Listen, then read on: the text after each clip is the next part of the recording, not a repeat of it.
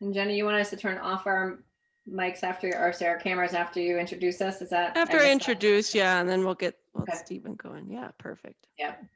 I feel like we should have some music going. And Ken, I think you have the best background. Thanks. I just put it up. Jenny taught me how to do it. He got inspired. I really need to do that because I had to take everything off that shelf back there, which was really a lot. So I need to. I've got the same cruddy background, I'm afraid. So yeah. Stephen, we're going to make you put on a red sweater and hat just so you stand out from your. Come on. Yeah. All right, I still see the attendees joining, so we'll give it another minute here and then I'll get started in a second.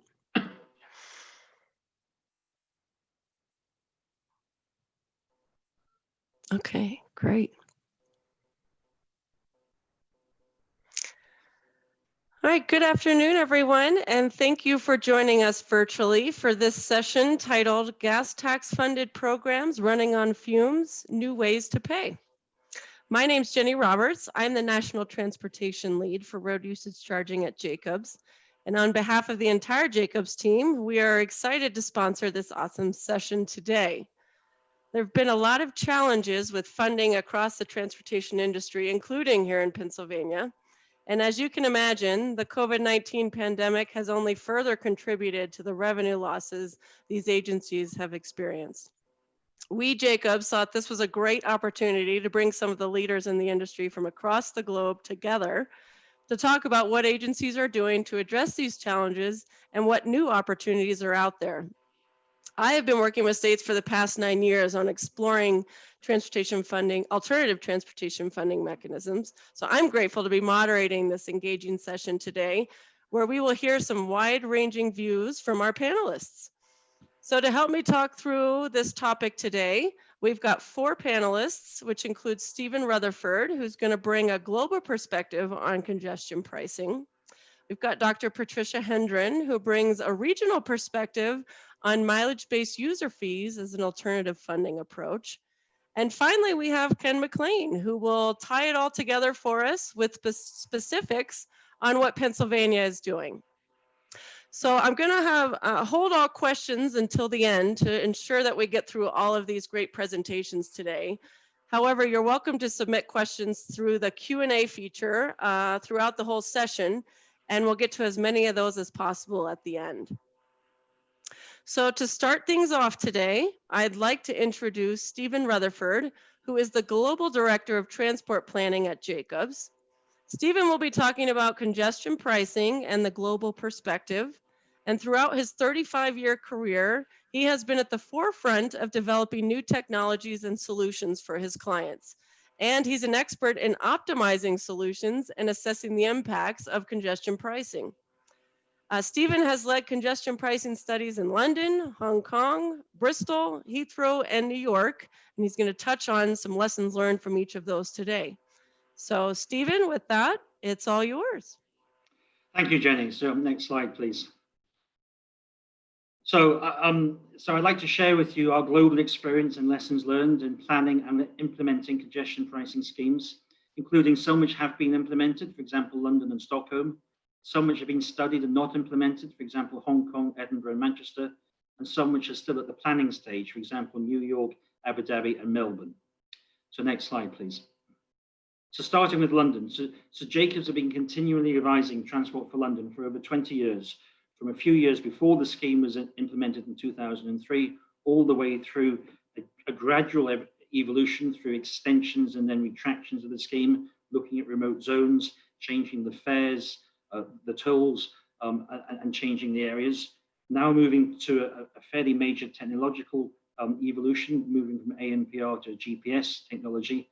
And we're also lobbying TfL to move to a marginal cost pricing system, which I'll be happy to talk to in Q&A.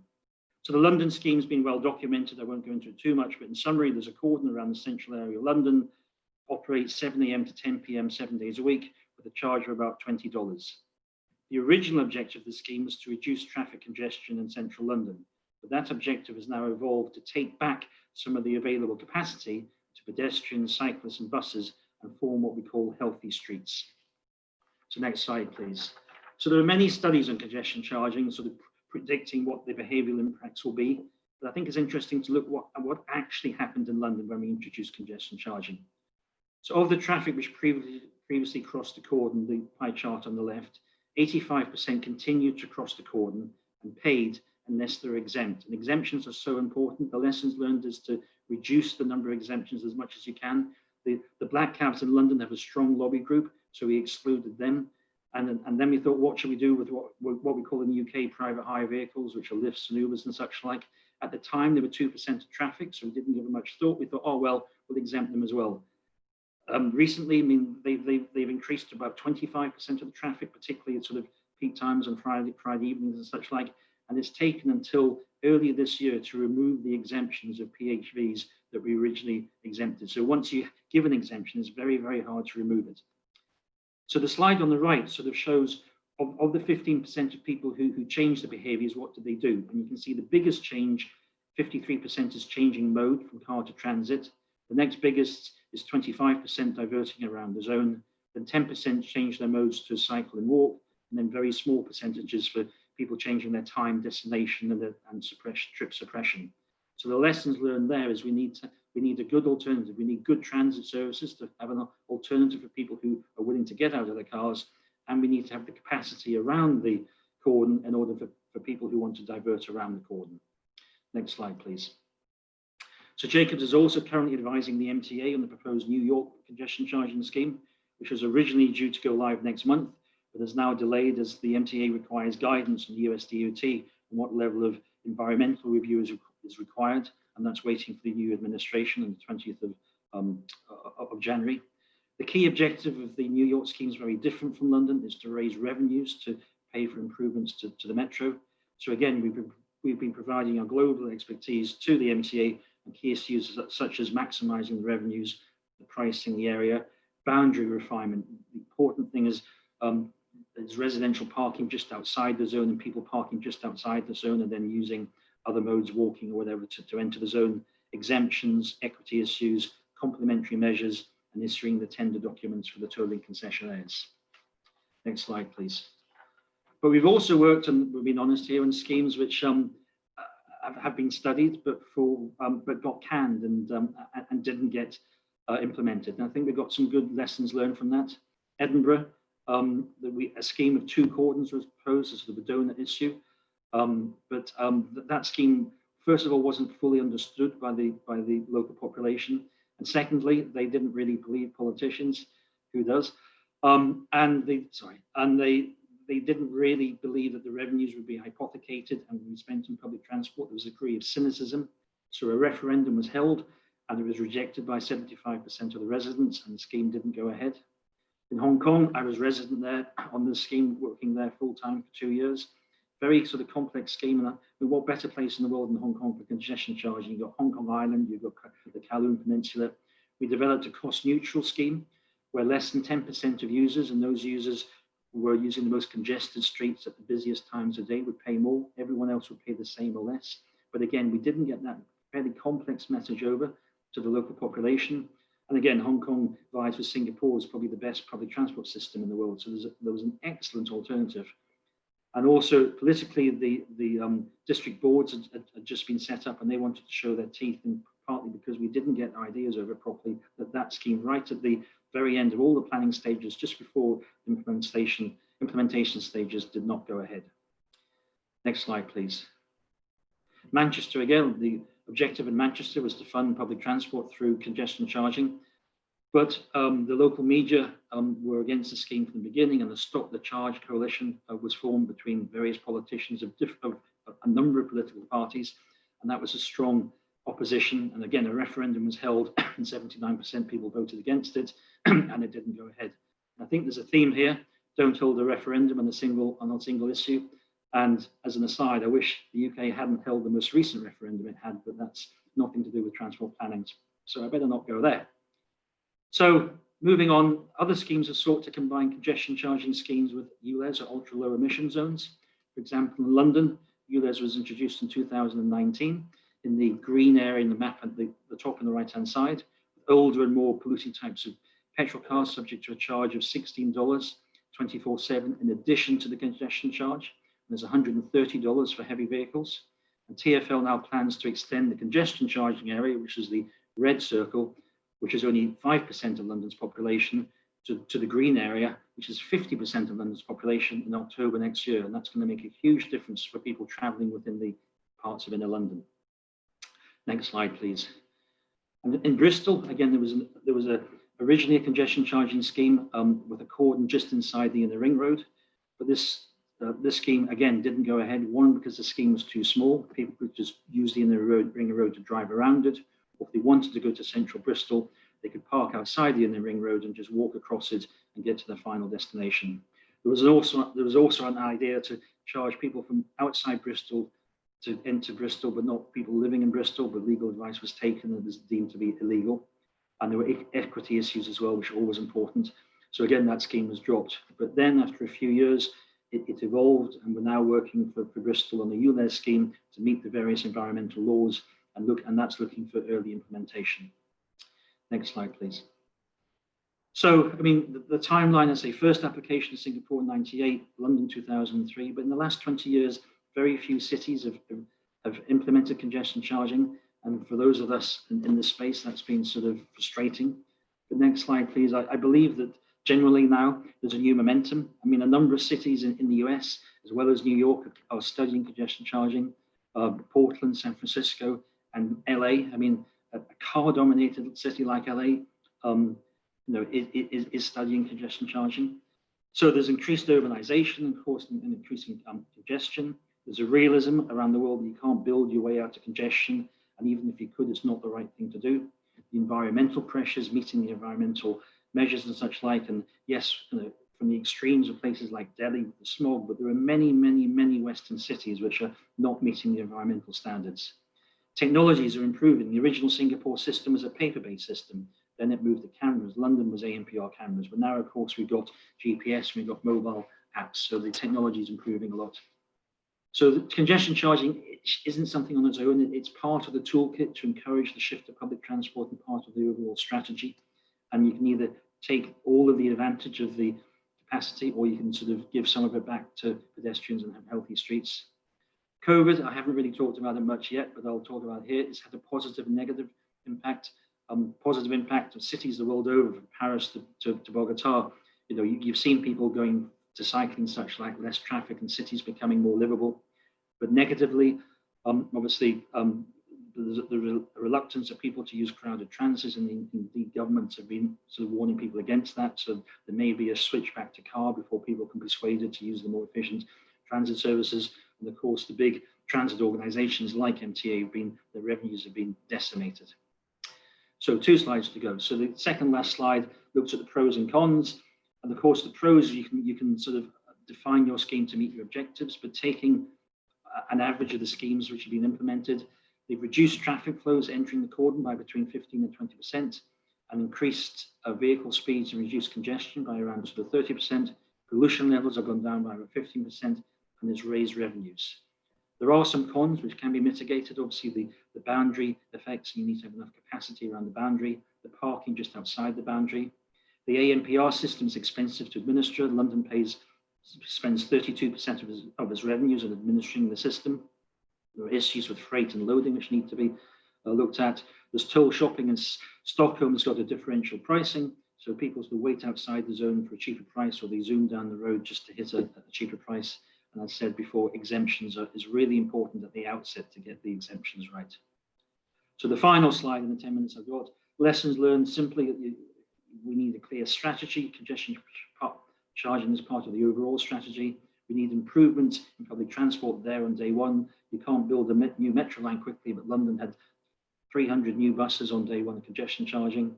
Residential zones of parking is important. Communication is so important. It needs to be done early. It needs to be done through various different medium, and a scheme could not be implemented because the communication doesn't work properly. The design needs to be consistent with the overall purpose of the system. Evaluation and communication, number 6, is important. For example, in Stockholm, there was negativity to the scheme, so they decided to trial the scheme for 6 months. They did so, people saw it had advantages, and the whole sort of ethos changed. And when they put the scheme in permanently, there was the opposition had really retracted. And finally, for the technology side, we need sort of cost-effective targets to make sure the technology works. So in 10 minutes, that's a zoom around the world, and I'll pass back to Jenny. Thank you. Thank you so much, Stephen. Really great insights and lesson learned on congestion pricing from across the globe. And I love the takeaway that congestion pricing is part of the toolkit for the overall strategy, and that really communication is critical. And I think that's going to probably be a recurring theme throughout our presentations today. So thank you for that. Yeah. Now I'd like to introduce Dr. Patricia Hendren, the Executive Director of the Eastern Transportation Coalition, which is a partnership of over 180 state transportation agencies, toll authorities, and public safety organizations from Maine all the way to Florida. So under Tricia's leadership, the coalition has embarked on and enhanced initiatives related to incident management, traveler information, toll reciprocity, and of course, funding alternatives, to name a few. Trish will be talking about the mileage-based user fee or road usage charge work the coalition has been doing along the East Coast, which includes Pennsylvania. I've had the pleasure of working closely with Trish on this MBUF work for the past 3 years, so I'm excited for her update today on this important work. Trish? Great. Thank you, Jenny. And thank you. Let's do a little sound check. Can you hear me okay? Yes, we can. All right, great. Always need to do that in this virtual world. So thank you for the opportunity to discuss with you all basically the importance of our transportation system and the need to find a sustainable way to fund that system. And so, why is this session basically talking about the fuel tax running on fumes? So as a primary source of how we fund our transportation system, our roads and bridges, the fuel tax is in trouble. So what we have is over time, a declining revenue projected for fuel taxes. And that's because our vehicles are going farther on less gas, which is great for our wallets, but not so great on the system in which those vehicles drive to make sure that it is there and in a condition that we need. In addition, we have some great changes happening in our fleet from the environmental perspective, but we have vehicles traveling with no fuel tax at all or no fuel at all. So they're not paying any fuel tax. And so not really contributing to the maintenance and upkeep of the transportation system. And the other aspect, I think, of the challenge that we face as a field is that the users of the system, our customers, they really don't know how transportation is funded. And why that's important is we have this gap between how a system is used and how it's paid for. And in a recent survey that we did in Pennsylvania, we asked people, what do you think transportation funding, how's it going? Do we have enough revenue? Is it increasing? And so you can see here, we did this survey in 2019 and 2020 in partnership with DHM Research. And we see a majority of people think that funding's okay, that even it's increasing. So as we all know, as in the field, that is not the case. We have a communication gap and challenge there. So in essence, we need to have a different way of talking about transportation and how to fund it. So quickly, just as an introduction, Jenny did a brief on who the coalition and what we do, but a lot of folks don't know who we are. I learned right before this call that this conference has been around, I think since 26th year. So we're the same age. The coalition was started 26 years ago, I think now, yep. We're aging just like you guys. And what we are is a partnership of states along the Eastern Seaboard that got together to improve the efficiency and safety of moving people and goods. And as you can see by that slide, there's a lot of economic engine on the East Coast. We want to make it work well. The whole reason I put this up is just to communicate the coalition why I think we're well positioned to really explore funding is because we do a lot. We do operations, freight, and then we also do innovation areas like tolling and then mileage-based usage fee, which I'll focus on today. So why did we even get into this topic of this shift from to a distance-based approach? I guess a picture speaks 1,000 words, so maybe a map speaks 2,000 words. There's a lot of great work being done in this area of exploring if this is the solution of the future, but not on the East Coast. And I grew up in the East Coast. My husband grew up in Pennsylvania, and we're just different. So understanding how this could work on the East Coast, this being a distance-based approach, we thought was really important. So there was a grant program, so we went after a few grants in order to fund this exploration. And what we really focus on here on the slide is out-of-state travel. Right now I live in Maryland. I can travel in DC and Virginia in one day, and hopefully come and visit you guys in Pennsylvania as well. So that just happens on the East Coast. So how would you handle that in a distance-based approach? We have lots of toll facilities. What would that mean?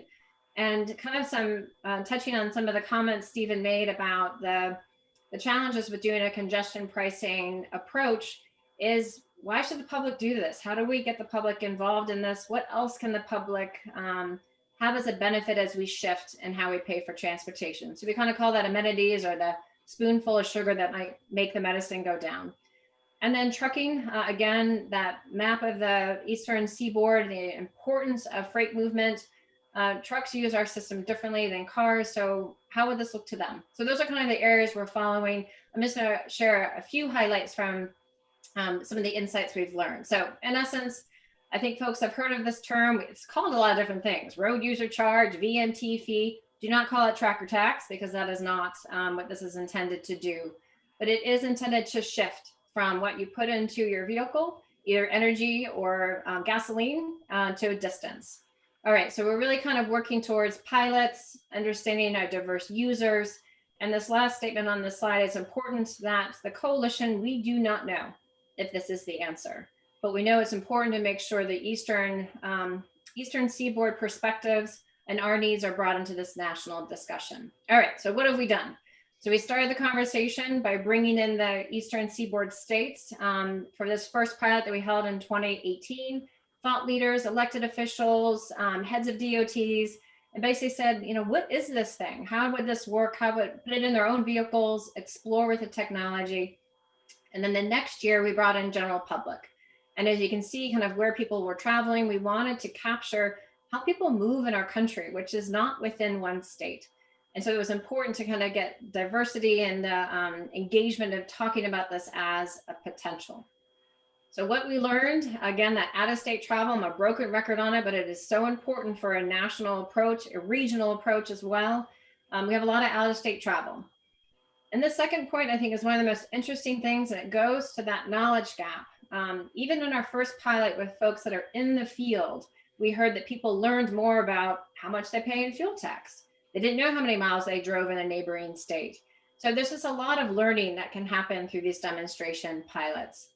And then the question about, if we have toll roads, would you also pay a usage fee, an MBUF? Most folks said that seemed reasonable. You pay the fuel tax now when you use a toll road. So would we do the same thing in the future with an MBUF or RUC? And the other, I think, key thing on this slide is this privacy concern. That is something that comes up a lot in this topic. But what we see when people interact with the technology and they understand how it would be potentially implemented, privacy concerns drop. So I always confess that I'm a data geek when I speak. So seeing this kind of numerical change is pretty phenomenal. So it's just good for us to keep in mind. So in essence, from those first couple of car pilots, I would say these are four main takeaways. So first, that knowledge gap that I keep referring to, it's critical to get real world experience to have people understand what in the world we're talking about. What is a distance-based fee? Is it Big Brother in my car or not? How would it work? How hard is it? And I think on that second point, right now, the fuel tax is invisible. It's easy, especially from our customer point of view. So if we're asking people to change, we got to think through how to kind of get from that, get over the inertia of where we are now, and it will take effort. In addition, this third point I think is really key for if we're looking at corridor pricing, congestion pricing, tolling expansion. It's all about changing our appreciation or how we interact with the users of our system, and that they are customers. And I think that is going to be a shift for a lot of the owners of infrastructure. And finally, the sentiment, the more you use, the more you pay, it kind of makes sense. It's pretty simple. If you want a glass of milk, you go to the store and you buy some milk. The thing that is a little bit harder about this topic is fairness. And is it fair to rural communities versus urban? Is it fair to lower versus higher income households? And that fairness gets a little bit more tricky. And I can talk about it in some of our Q&A if folks want to hear more about that. So the other key aspect that we've focused on is on the trucking industry. Again, that's been a priority of the coalition for 26 years. They're incredibly important users and payers of our system, and they move differently. They use our system differently. As I said, their operating environment is complicated. So it's critical to have exploration of this potential future that really brings them to the table. So we had a pilot, as I said, sorry, going back a slide, between 2018 and 2019, a small pilot, again, to get the conversation started with 55 vehicles. Again, I'm still amazed how they drove 1.4 million miles in those 6 months. So trucks definitely put on a lot of miles. So our findings from that pilot was bringing them to the table is essential. That might seem obvious, but you got to do it with intention. You have to reach out to them, hear their concerns. This is not an attractive option for the trucking industry. So why? And kind of the second reason is one big concern they have is that trucks are in a much more complicated environment. So understanding how they operate is going to be key to any potential future shift in how we fund our system. The third point here is there's existing systems that the trucking industry does adhere to that are kind of could be a framework for a mileage-based usage fee approach. So let's build on our lessons versus and existing systems versus starting from scratch. And the fourth one is something that was very interesting and somewhat unexpected, is how setting your per mile rate for the trucking industry is going to be much more complicated and important than it is for the passenger industry side, because there is the diversity in the trucking field. So that's a key takeaway. We're going to continue to explore rate setting. And the final point here, I would say, is true for trucking and for passenger vehicles, is just we have more work to do. We got to get this message out, communicating out what it is we're doing and why. I brought this slide up just to, again, show the importance of kind of getting your key stakeholders on board. Folks familiar with the trucking industry or know about the American Trucking Association, owner, operator, independent drivers, and TCA. So having these entities come to the table was a large effort. So just showing this here is a way that we can move forward with our key partners by offering that seat at the table. So in conclusion, if we go back to that map that I showed earlier and when I began speaking, this is what it looked like in 2016. So fast forward 4 years, not that much time, and the map looks very different. I think given the leadership that we've seen on the East Coast, we've brought a lot of states into that conversation.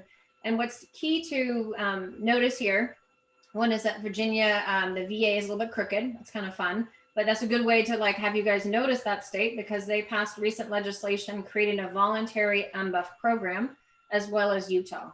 So again, that is quite a lot of change in 4 years in our field. So I raise this as there's momentum building on this concept, and how do we do it, I think is going to be critical. And this is my crazy spaghetti slide for everyone, because how do you get from where you are today to that sustainable outcome, that sustainable revenue that we need, is going to be very different, and there's not going to be one path. You can see here voluntary programs, safety inspection, mandated in new vehicles. It's not going to be one way. So it's going to be exploring which way makes sense for Pennsylvania and our neighboring states.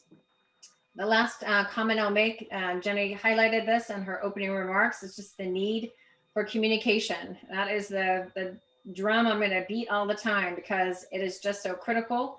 And I think what is important for us all to remember is that there's this gap, again, in knowledge between policy leaders and folks in our field and the general public. And this is kind of obvious, but people don't like taxes. Who does? So how do we talk to the public about this tax in a way that is at least starts the conversation? It's going to be a difficult one, but I think we need to go into it with our eyes open. A key to success is leading with the values. Why do we want transportation? I feel this pandemic has been has put a nice spotlight on the importance of transportation, the packages at our front door, the food in our grocery store, the medicine in our hospitals. That's all because of the system that we work on day in and day out. So how do we remind our country of that importance? And finally, if we talk about why we want to fund it. Again, that's the value, but it's really maintaining what we have. And I put up here, I don't know if folks saw that Domino's commercial, and I was like, wow, like Domino's got the message better than the transportation field to make sure you get your pizza home and it doesn't get spilled over a pothole. So we can do this, but I think being intentional of our message is going to be key. All right, Jenny, I will pass it back to you. Awesome. Thank you, Trish. Really important insights on why agencies need to explore funding alternatives like MBUF and the lessons learned that you've had over the last 3 years while you've been exploring this. So again, what resonated with me is that we should all pay for what we use, and that we have to help educate the public on why we're even exploring alternative funding approaches. So again, our recurring theme today, we have to engage the public. So thanks again, Trish. Last, certainly not least, is Ken McLean, the Alternative Funding Program Director at the Pennsylvania Department of Transportation. Ken began his career with the DOT in 1994 and has progressed through various positions, most recently being promoted to the position of Alternative Funding Program Director, which really is emphasizing the importance of alternative funding solutions for the motorist across the Commonwealth. So Ken's going to be talking to us today about how PennDOT is addressing both the short-term and long-term funding gaps and how some of the tools Stephen and Trish discussed could be used in Pennsylvania. So Ken, it's all yours. Thank you very much, Jenny. I appreciate it. Good afternoon, everyone. And thank you for allowing me to participate with our distinguished panel. It's a pleasure to discuss this important topic with both Stephen and Dr. Hendren. It is a distinguished panel presenting from different exotic locations across the globe. So you notice Stephen was presenting from Dubai, Jenny from Colorado, and myself from Allentown, of course. So I'll take at least credit for the most exotic location, although I don't know how distinguished I am. But anyway, I'm here today to talk to everyone about the PennDOT Pathways Initiative. So approximately 2 months ago, Secretary Gramian stood up the Office of Alternative Funding, and in turn, I was appointed as the inaugural Alternative Funding Program Director. You know, we started this program out with doing a lot of market research, and exactly what Trish said came through. You know, we learned a couple things from people. One, there was an overall lack of understanding as far as what our needs are, how we're currently funded, and our reliance on fossil fuel taxes as they are today. The second thing is that transportation is very important to people. They're relying on a modern transportation system. They want reduced congestion and they want improved safety. So with that being said, we started out this program. We're doing a couple things which I'll cover today. The brand name for our alternative funding program in Pennsylvania is the PennDOT Pathways Program. So you can see that on the title slide with the PA highlighted because it is Pennsylvania, of course. And Pathways was just, you know, just a quick look forward. It's a pathway to the future. So that's what we need to start looking at is alternative funding mechanisms in Pennsylvania for the first time. So next slide, Steve. All right, I'll start out just with, you know, what do Pennsylvania's assets look like? So PennDOT in general is responsible for a very, very large state-owned and maintained infrastructure system. 40,000 miles of road, 25,000 bridges under state ownership in Pennsylvania, and the average age of our bridges is around 50 years of age. When we design bridges today, we design them for either a 75 or 100-year life cycle. You know, just because the average age is 50, you could imagine how many of them are actually older than 50. So they are coming up upon the end of their useful life cycle. Anecdotally, PennDOT has more highways and bridges than New York, New Jersey, and all of the New England states combined. And that is from the state system, state-owned and maintained system. Next slide. So as you can see, this slide pertains to our current funding situation that we're in. So we currently receive around $6.9 billion with a B for highway and bridge funding today. Our needs just for basic asset management and modest improvements in system upgrades, our annual need is $15 billion. So if you subtract the two numbers, it comes up with a staggering $8.1 billion annual funding gap. And as Stephen so eloquently put it during his presentation, you know, congestion pricing and all of the different formats that we intend to study in Pennsylvania, they're all going to be smaller bites. You know, there's that old phrase out there, how do you eat an elephant? And that's one bite at a time. So there is no smoking gun solution that's going to generate $8.1 billion. But if we enter down the road of looking at some alternative funding initiatives, we may be able to take smaller bites out of it on a bite basis. Next slide. Our transportation funding is basically at risk. I guess Dr. Hendren referred to the fuel efficiency of vehicles, and she had a very good slide that showed how technology is improving in combustible engines and all electronic vehicles. And what that's doing is basically the less people are filling up at the gas pumps, that results in less motor license funds that are available to Pennsylvania from both the federal and the state perspective. So, you know, that is definitely an issue for us as we move forward. Also at the federal level, Congress, going back to the federal gas tax, you know, it hasn't been increased since 1993. There hasn't really been any meaningful increases in highway trust fund legislation that would allow us to increase our programs. We'd be lucky if we were just staying status quo. And for several of the highway trust fund bills that were out there, Congress has executed a series of continuing resolutions, which just kicks the can down the road, and you tend to lose buying power against inflation. As many of you know, labor rates continue to increase, healthcare increases, material cost increases, cost of equipment for contractors continues to increase, but our funding isn't keeping pace with it. So I like to use the tagline that technology with vehicles and everything else, that the technology for vehicles is outpacing our policy at this point. The third thing I want to talk about is obviously the result of changing travel patterns. So COVID has resulted in a $500 to $600 million short-term revenue issue for Pennsylvania right now as we speak, simply because people were traveling less as the worldwide pandemic hit. We had a 40% reduction in vehicle miles traveled. We've gotten back to around 15% right now under historical norms. And then looking into the crystal ball, you know, what does that mean moving forward? So what will travel patterns look like in Pennsylvania and across the country in a post-pandemic world?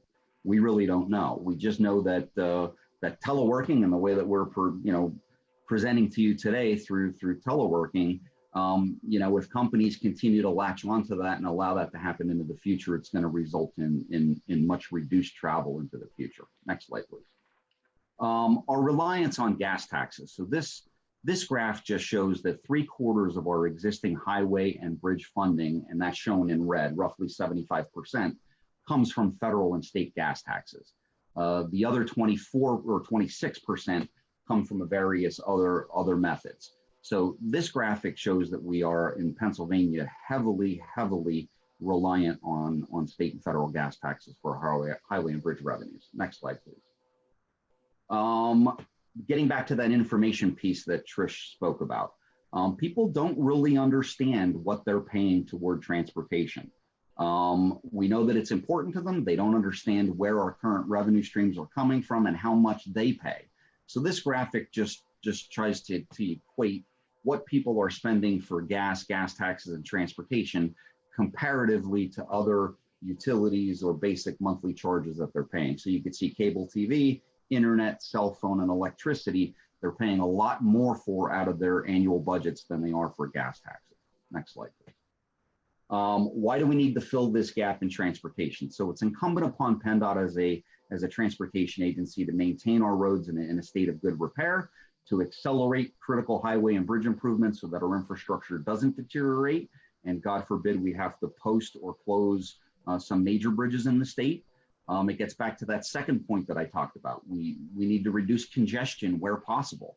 It's a work-life balance issue for many of our partners, whether it's the regular traveling public, the trucking industry, et cetera.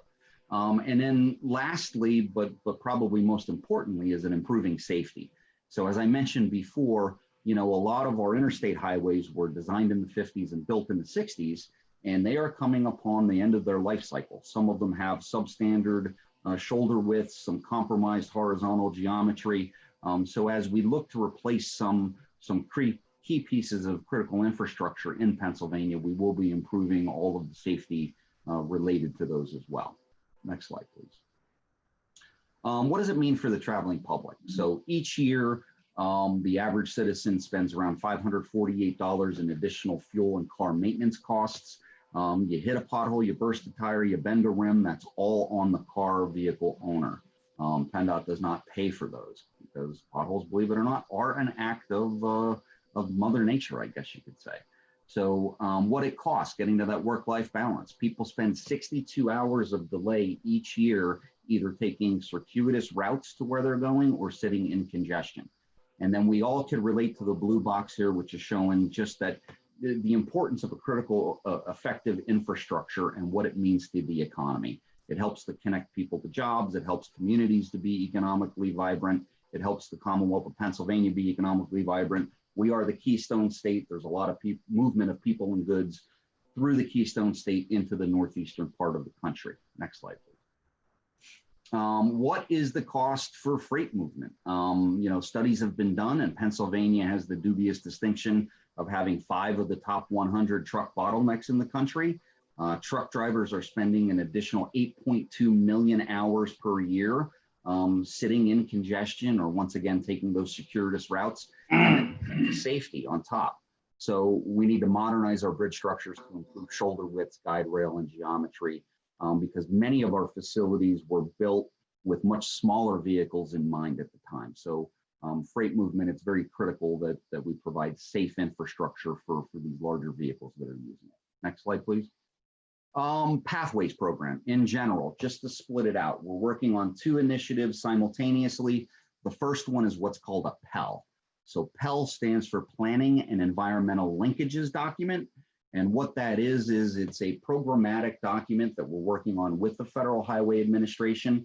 It is that document that is identifying all of the different alternative funding mechanisms we'll be looking at. And it kind of serves as our playbook for how exactly we're going to study each one of those functions. The first major initiative that came out of our Pathways program was the Major Bridge P3 initiative for the replacement of critical bridge structures on interstate highways.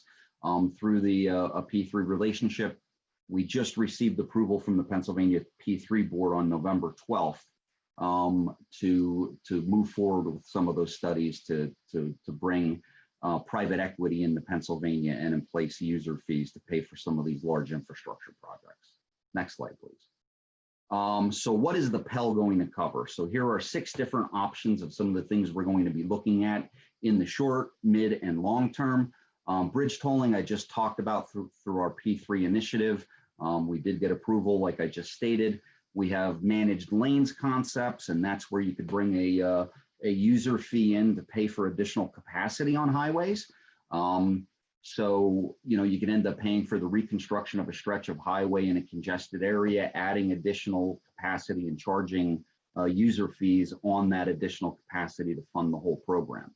Congestion pricing, that's exactly what Stephen talked about today with you. So I'll skip over that because he did a very good job of explaining it. Corridor tolling, that is, system-wide tolling. Right now, the Federal Highway Administration does not allow states to look at corridor-wide tolling, but hopefully with a new presidential administration, that could be something that could be under consideration in the future. Dr. Hendren did talk about road user charges, MBUFs, RUCs, whatever you want to call it, vehicle miles traveled. She did a very good job of explaining that process. And, just to highlight some of the things that we do feel is a long-term strategy. It's going to be easier to implement something like this when more than one state in a region does it at the same time. It's going to be very hard to do on a state-by-state basis because, like she explained, many people cross state lines. We don't feel that the technology is really there yet, and the socio-political environment really isn't there yet.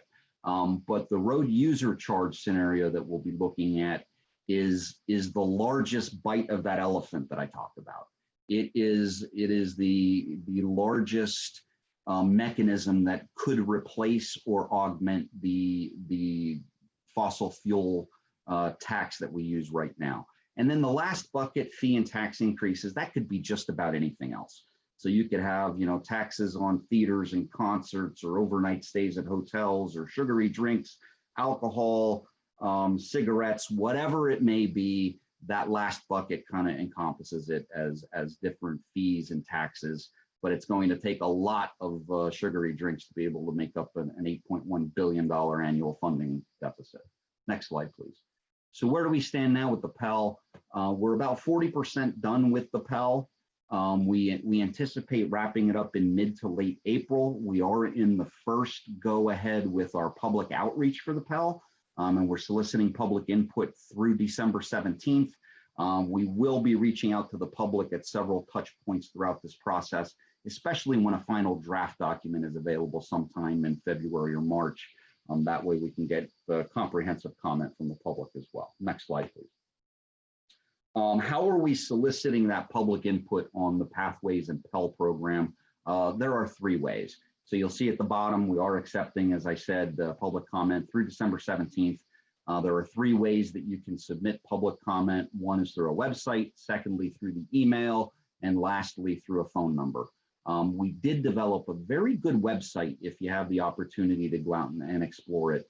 And what it does is exactly what Dr. Hendren was talking about. It helps to educate people. So it educates them on what our funding needs are in Pennsylvania. It educates them on what they're paying toward transportation now. It educates them on how we're funded right now.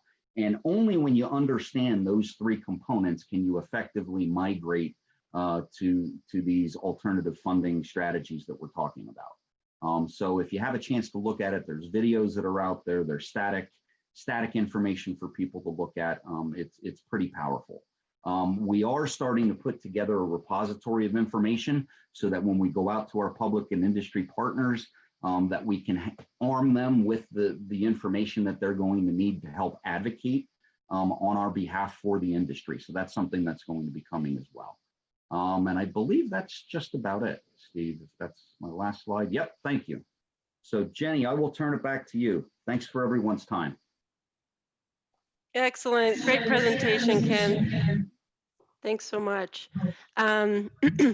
We appreciate the insights to the challenges Pennsylvania is facing and the innovative approaches you're exploring through the PennDOT Pathways program. You helped tie all this together, showing that of the 6 different strategies you all are evaluating, those do include congestion pricing and road usage charging, which we heard some valuable lessons learned today from both Stephen and Trish. So great presentations, all of you. I want to thank you again for putting these together and address several possible approaches for funding our transportation system. So we're going to move into Q&A because we've had some great questions coming in. So if you all will turn on your cameras for this discussion, I will go ahead and dive right in. So Ken, since you just wrapped up, I'm going to start with this kind of easy one here. When are the locations of the P3 bridge tolling locations being considered going to be released? We're anticipating sometime in the first quarter of next year. So probably around the February timeframe. We're going through risk assessments. We're analyzing several candidates across the state.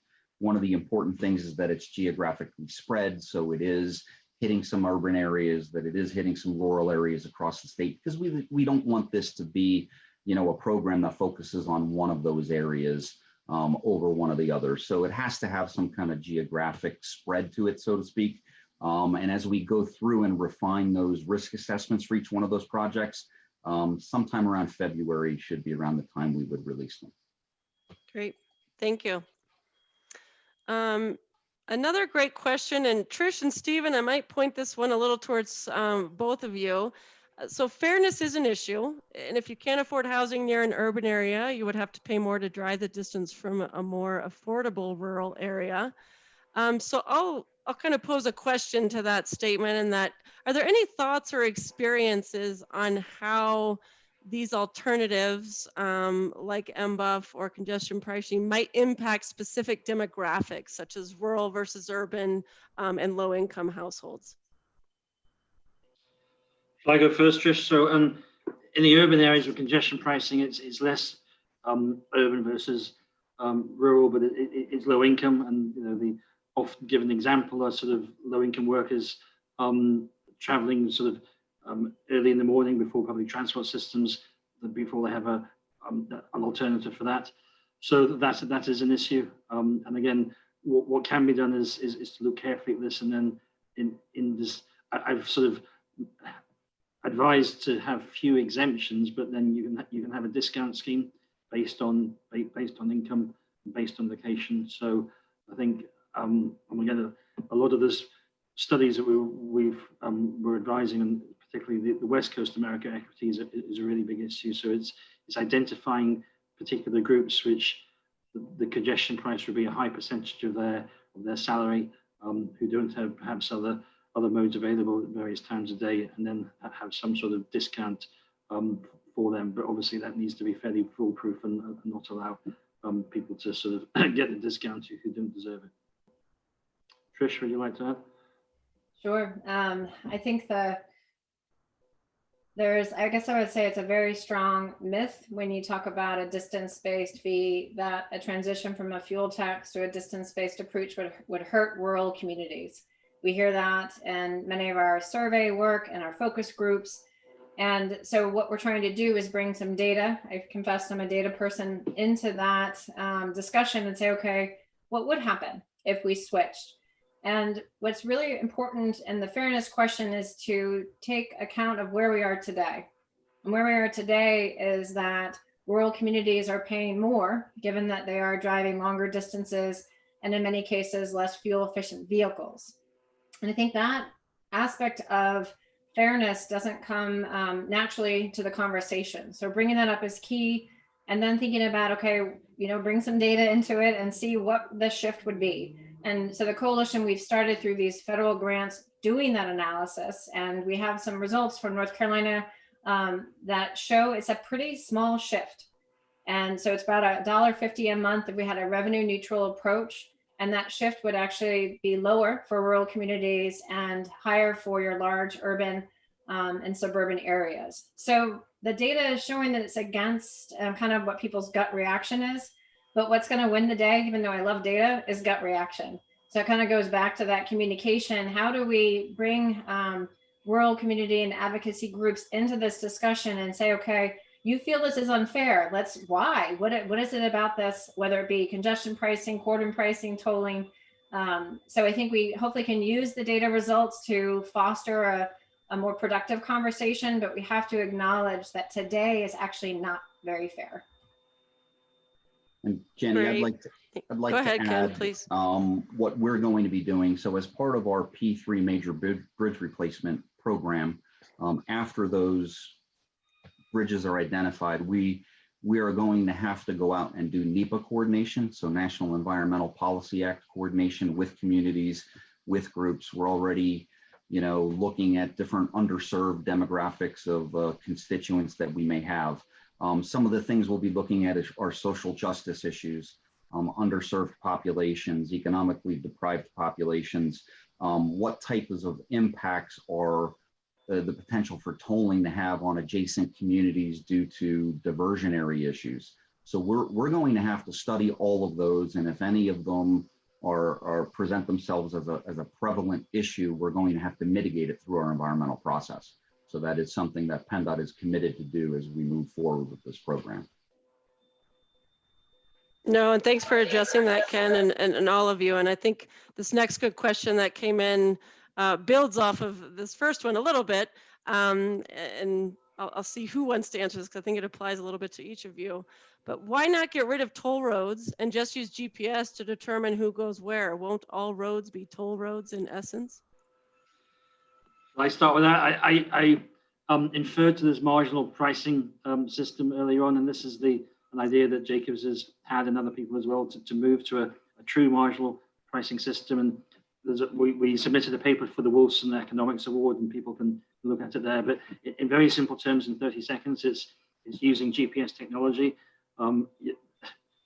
Your phone knows where you are at the moment. You type in your destination. Various transport models will estimate your route and the congestion on that route, and you'll pay for using links which are congested and not using links which aren't congested. And then you can have a maintenance fee and you can have an environmental fee as well.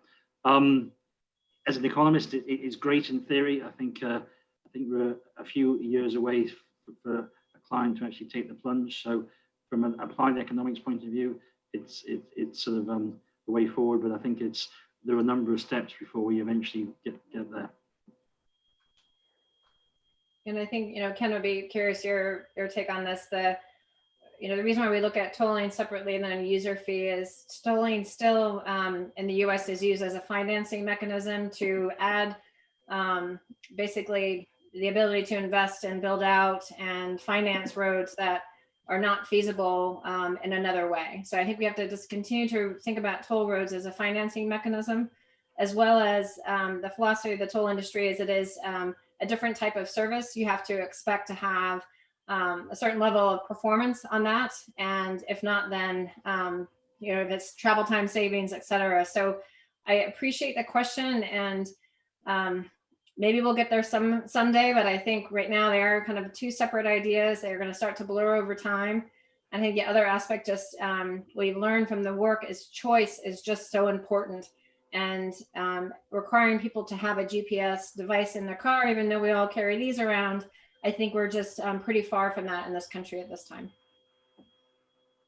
Yeah, so pertaining to that question, so I mean, we as PennDOT are going to be looking at, with the Federal Highways approval in the future, system-wide tolling options, but that would still be tolling.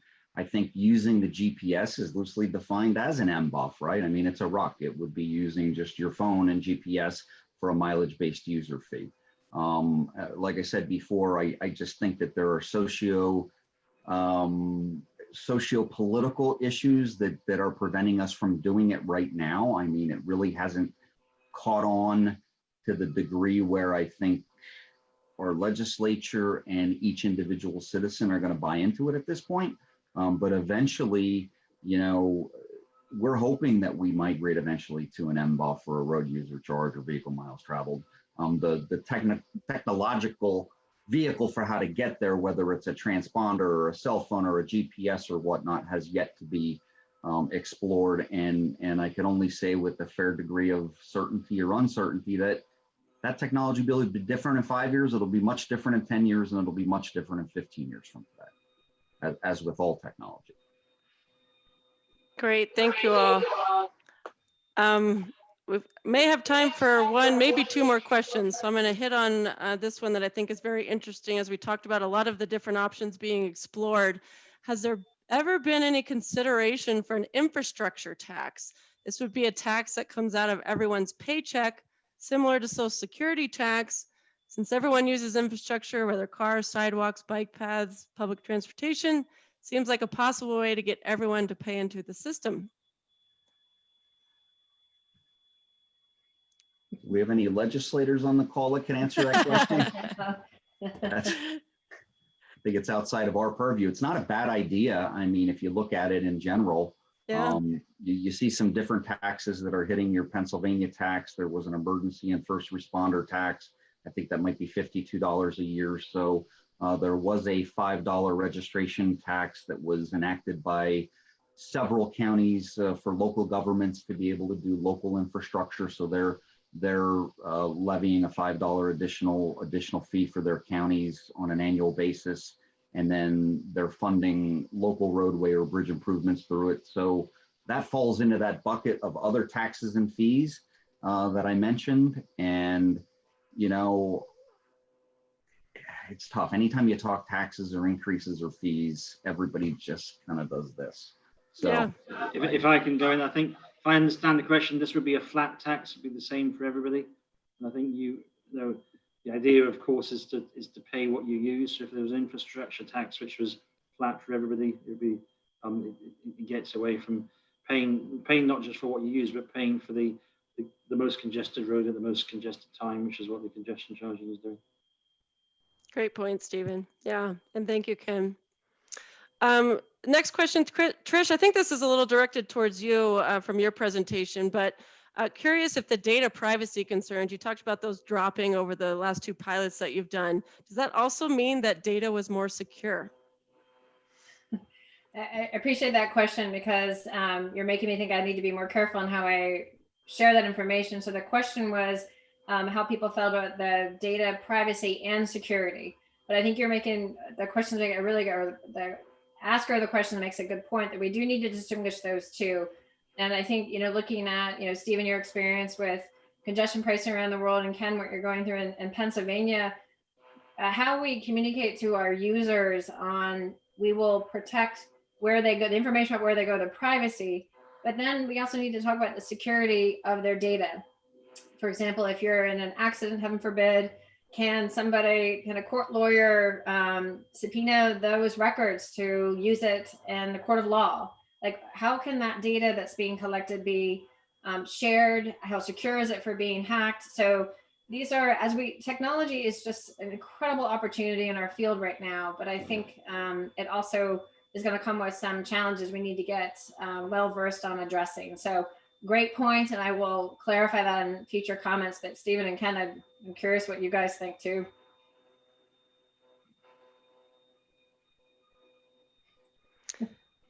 Stumped. I might end with just a quick, there's a good question, I think, for Ken that I'd like to close out with. And then Ken, we can go over by just a couple minutes, so I'll give you 2 minutes here. And then any other questions after this session, we posted an email in the chat box here. You can submit those questions and that'll be shared with this panel, and they can hopefully follow up with a response to you. So last question, Ken, 2 minutes. With the funding challenges and COVID-19 concerns for future revenue generation, what reductions do we see from PennDOT and or the federal government bridge and or other transportation projects in Pennsylvania? Great. I'm glad we are going to end with an easy one. That's awesome. So as I stated before earlier in my presentation, I mean that the changes in travel patterns, we did hit a 40% reduction in vehicle miles traveled across the state. That resulted in around 4 or 5 or 6 months of 40% reductions in revenue. As traffic began to come back, we started to realize some more revenue, but we're still 15% lower than historic averages. So we've already lost $400 million that we're not going to get back just simply because people were traveling less.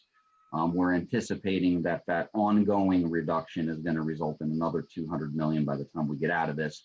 So that's where we're coming up with that 500 to 600 million. We were in a situation where, quite honestly, we didn't have enough state dollars to be able to keep the lights on. So, we worked very hard with our state legislature, with the governor's office. The governor did come in and agreed to be able to ensure those payments so that we can continue on with our current designs, current construction projects. But come January for a new winter legislative session, we're hoping that the state legislature does do something permanent to fix this.